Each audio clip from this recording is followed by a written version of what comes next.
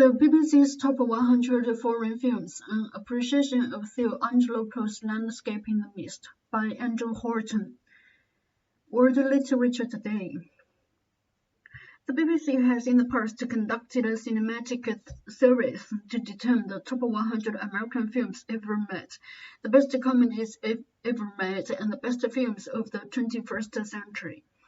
This year, the BBC chose 209 film critics from 43 countries to choose the 100 best foreign films made in languages other than English, with the final list featuring 100 films from 24 nations in the 19 languages.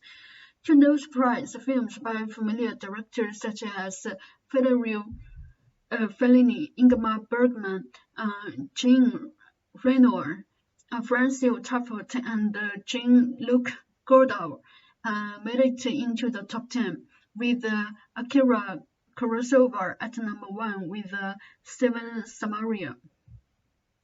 But I was personally pleased to see that the Greek director Theo Angelopoulos made it onto the list, with the votes from critics in India, China, Israel, Turkey, Hong Kong, and South Africa.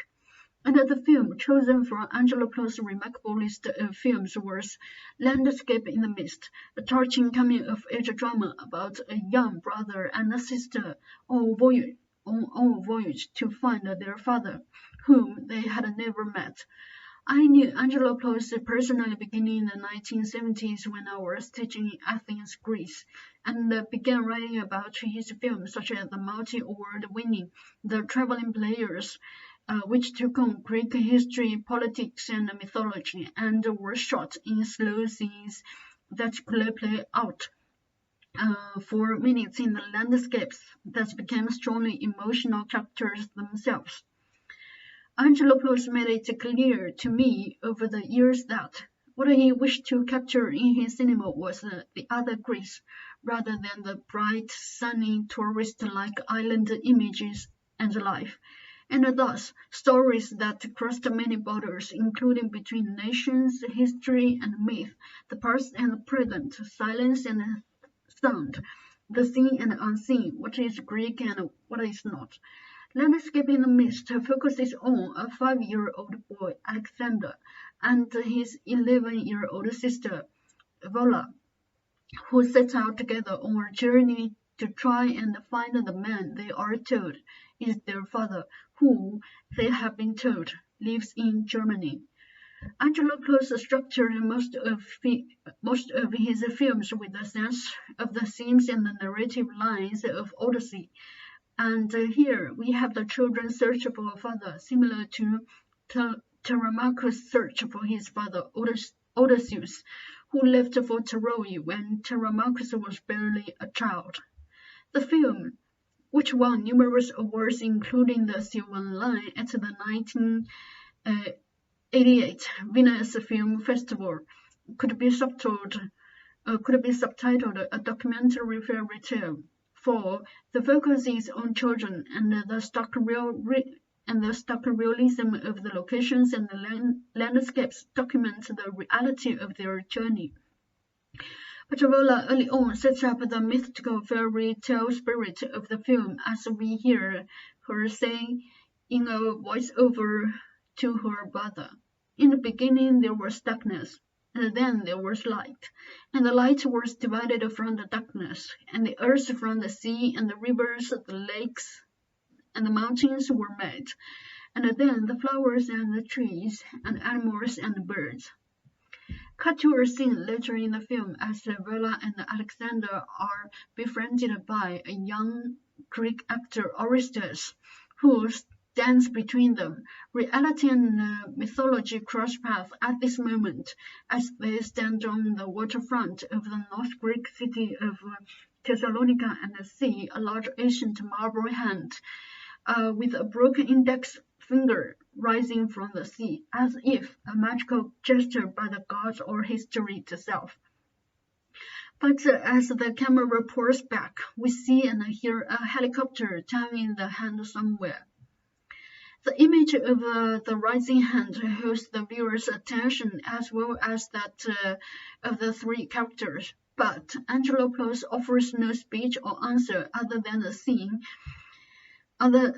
sense that Greece has so much history and mythology that even daily life can be inhabited by the past when viewed from a new perspective. Even the online trailer for Landscape in the Mist, with its haunting soundtrack composed by Eleni Carranjo, combines a winter landscape and a mist with a lone tree standing in the distance as our two children walk onward, viewed from behind with no dialogue for 2 minutes until they finally reach the tree and hug it, as if they were a person. And this is the final shot of the film. Have they found their father? No. But they have crossed into Germany, and the hugging of the tree, yes, in the mist, echoes back to Vola's opening speech, setting up the creation of the universe in the beginning, in a fairy tale-like delivery. It is, in fact, because of the engaging power of scenes such as this that I chose to title my book on Angelopoulos' film, The Films of Theo Angelopoulos, a cinema of contemplation.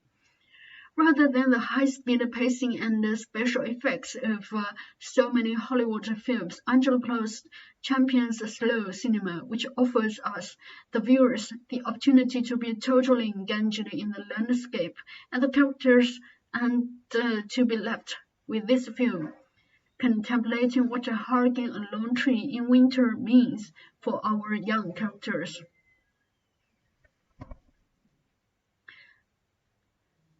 Angelopoulos himself commented that Landscape in the Mist is not just about two children looking for their father. It is a journey which is the initiation into life. On the road they learn everything, love and death, lies and truth, beauty and destruction. The journey is simply a way to focus on what life gives us all. Finally, I would add that part of the power of Angelopoulos cinema is that we are often moved by what we can't see in a scene. Filmmakers around the world have given us so much graphic violence on screen over the years, but Angelopoulos was aware that just as in ancient Greek tragedies, from Sphinx's Oedipus Rex to Euripides' Medea, the murders and the violence happen offstage, but we come to share the characters' pain and anguish through the dialogue and the chorus scenes.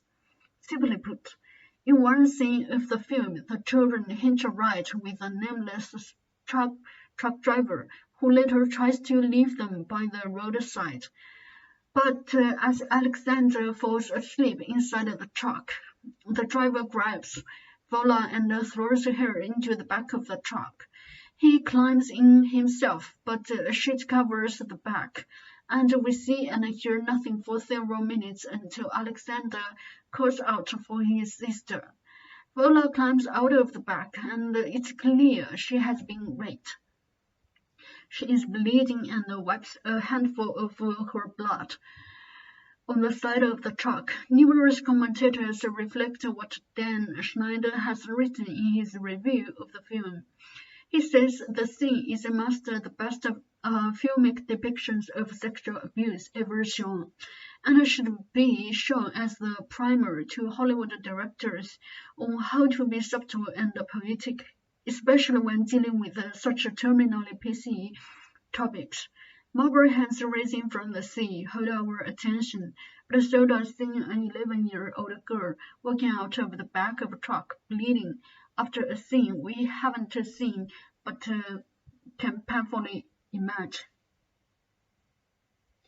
Theo, we miss you, and it is a shame you didn't get to finish The Other Sea, which deals with the contemporary theme of refugees pouring into Greece from Afghanistan, Syria, and beyond. But I feel the new status that the BBC's 100 greatest foreign language films list has established will mean that more people around the world will want to appreciate and enjoy a cinema that can evoke tears as well as smiles.